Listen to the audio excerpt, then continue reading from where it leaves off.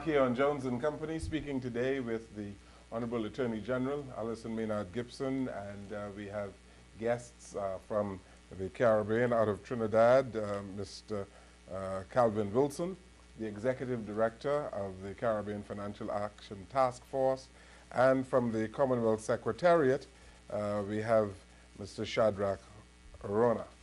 And ladies and gentlemen, Bahamians remember well when we were blacklisted some years ago. And there was a view at that time that the Bahamas was being held to a higher standard than countries of OECD or FATF countries. And we were forced, or we succumbed, or we capitulated to certain things that were asked of us by OECD countries. We were talking about capacity at the break.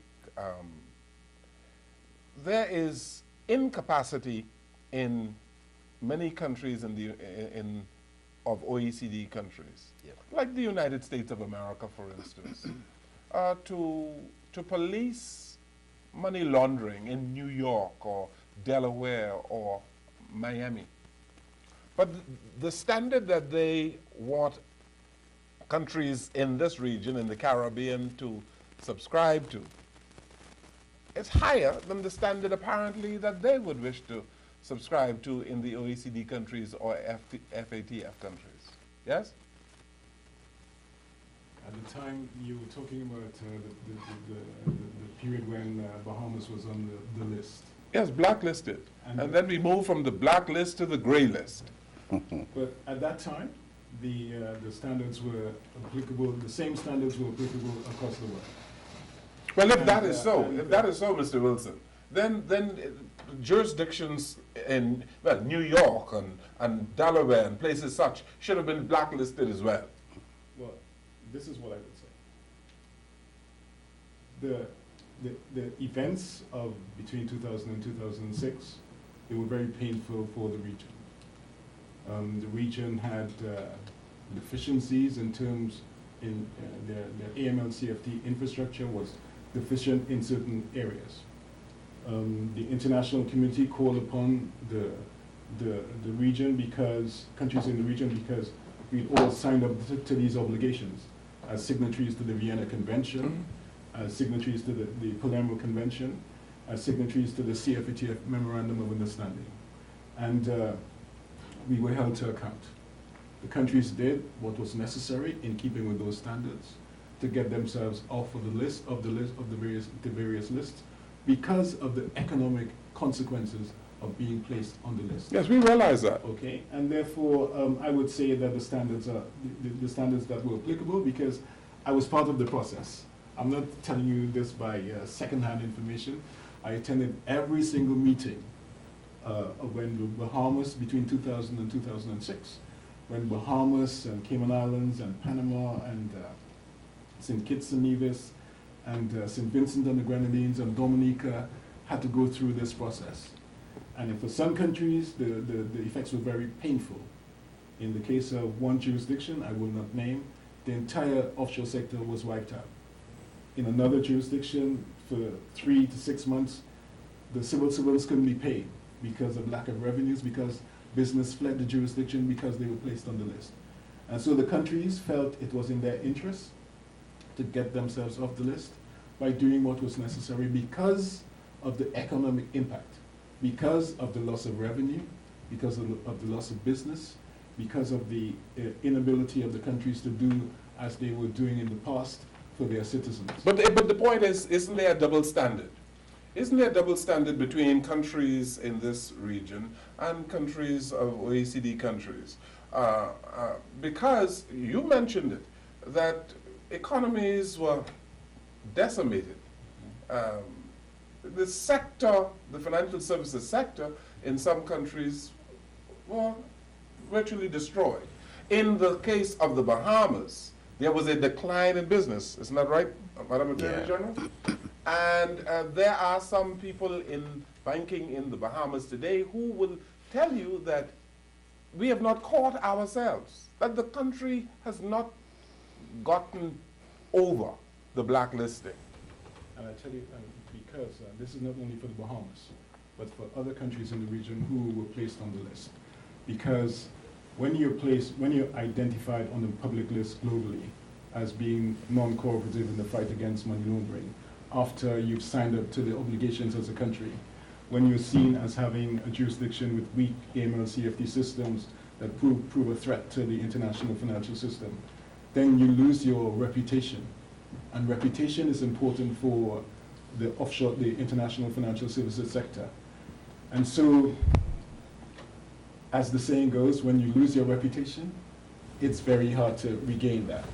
And I tell you, there's one jurisdiction who was blacklisted, in the early 2000s, and they did everything, that was necessary. And I'd say the jurisdiction, Cayman Islands. Okay. And within, let's say, the period of 8 years or 9 years, the Cayman Islands was able to strengthen its regime, AMLCFT regime, develop a strong culture of compliance, where at a certain stage, if you looked at all the reports that are on the website of the FATF and all the FSRBs, the Cayman Islands was first out of 115 jurisdictions.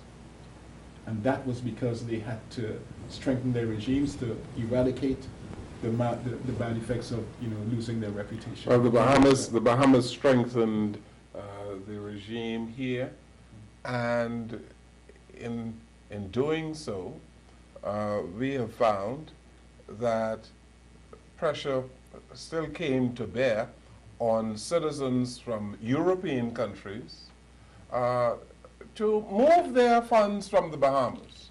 There was an amnesty period, for instance, from many countries out of Europe, and business left the Bahamas. The other day, a banker told me that one particular bank lost $500 million worth of business, $500 million worth of business, because OECD countries, they want their citizens to pull accounts from jurisdictions like the Bahamas and Cayman. Isn't that so, Madam Attorney General? Yeah, well, let's not confuse the OECD issues, which are tax-related, with anti-money laundering. Yes. They're similar, but they're different.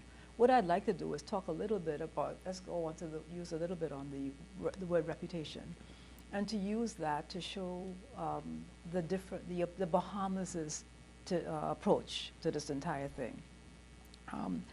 You'll remember that at the time, in 2002, as Calvin has said, the Honorable Alfred Sayers was the Attorney General and the chair of CFATF. Mm-hmm. At that time, CFATF did not have a seat at the table, and we had just come off a blacklisting when there were views about how we as a country handled the matter.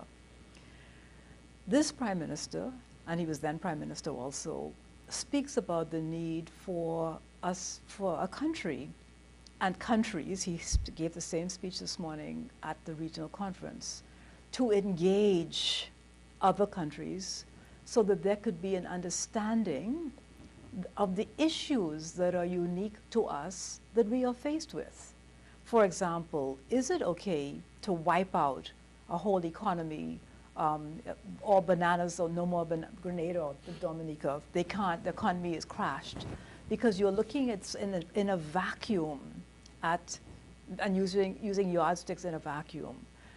Or because we all want to have a sound financial system, and also because in the Bahamas, moving from 1 to 2 is a 50% increase, whereas in America, moving from 100,000, your 1 might be 100,000. There's a very big difference. Percentages can say something, okay? Mm-hmm. And so that 50%, let's look at the actual numbers. And all of those nitty-gritty, important things that should come into the communication package are important to communicate to the international arena so that they understand that it can't be in their interest to decimate economies, given, of course, that we all agree that we don't want our economies to be vulnerable to money laundering and terrorism financing. And that takes us to the point that Shadrach is making, that it is important to reach out into the international arena and say, look, we don't want to be a jurisdiction. The Caribbean doesn't want to be a region that is seen where that anybody can just come in and use us for money laundering, rather than smashing our economies, let us sit at the table, as the Caribbean Financial Action Task Force now does as an associate member, and come and help us build capacity.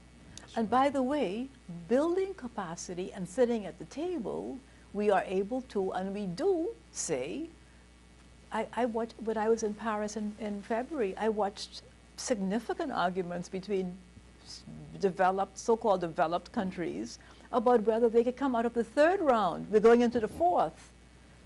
America itself was arguing, do you remember, Calvin, whether they could come out of the third round. So here we are, and we have a say in that, we in the Caribbean.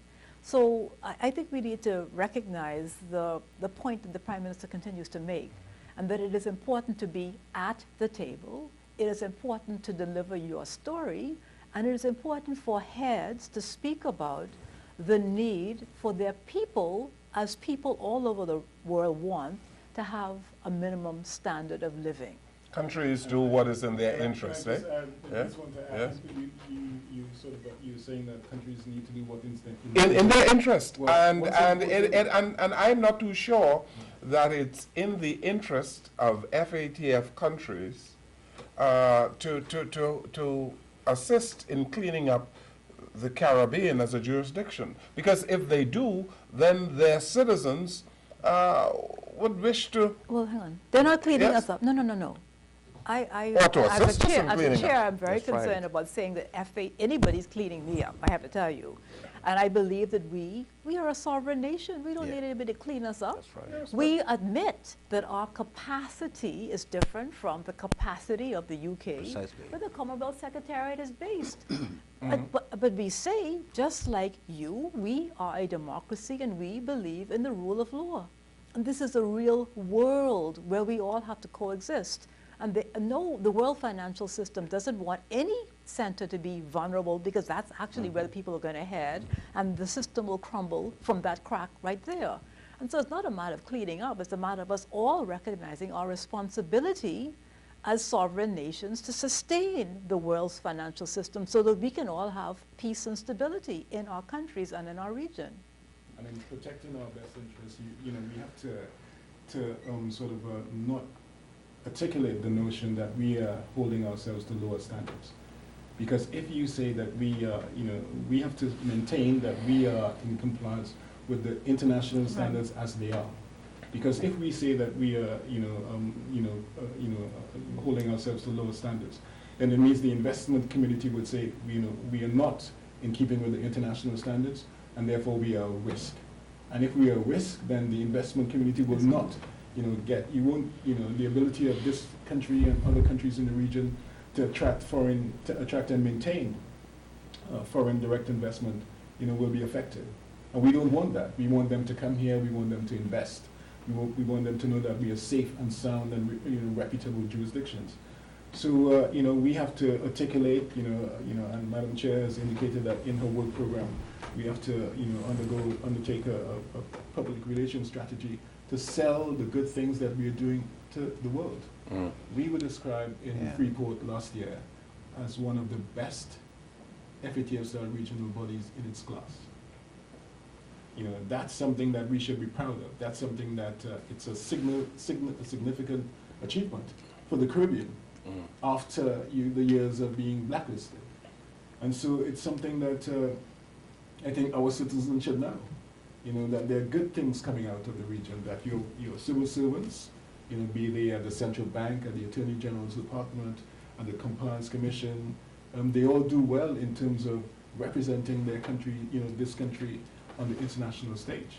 Going back to Chairman Sayers and the people at the central bank, the legal counsel at the central bank, during the difficult times, they represented the country well. They were good ambassadors for the country, and your civil servants continue to do so. So these are the positive things that we should be selling to our citizens, so that they can know that we have the capacity in the region to do the job properly, just as the other players in the international arena, and that we can articulate our message across the world. And it's really important at this point, because we want our young people to understand that they're not victims Our professionals are well respected around the world. As I told you, and Calvin has just reiterated, Bahamians are called upon. It's not just peer review in the Caribbean region. So they might, as you have suggested, say, oh, you all are different. You all have a second, you're a second rate. That's not the case at all. Our assessors are being called to Europe. They're being called to Asia. They're being called to Australia to participate in peer reviews, not because they are regional people, but because they are assessors that are able to assess across the board, anywhere in the world. Yeah. Private banking, yes, you want to Yeah, I want to say something on capacity. See, this is the world. Globalization is one of the issues we're talking about. You see, with globalization, we're in the same class of law enforcement as America because of the type of crime we're talking about. The crime is transnational. It's the same thing that is happening in America, it's the same thing that is happening in the US, in the UK, or in Australia. Because of that, we need to have the same capacity. But do we have the resources that America has? Do we have the resources of the UK? So it's the resources as well as the capacity we're talking about but here. But you don't have the resources. We don't have the resources. Because we don't have the resources, you just mentioned, you gave an example of web shop, right? Which I think is cybercrime. Well, not necessarily. Not necessarily cybercrime. Yes. But it has to do with the capacity. Do we have police who are well trained to identify those ones as crime, contributing to money laundering? Even where you have such police, do we have trained forensic experts who can actually collate the evidence required for successful prosecution in this jurisdiction? These are the issues we're looking at. And where you have that high risk and you don't have matching, how do I call it, frameworks to detect and to prosecute or to investigate, then of course we are considered a very high-risk jurisdiction.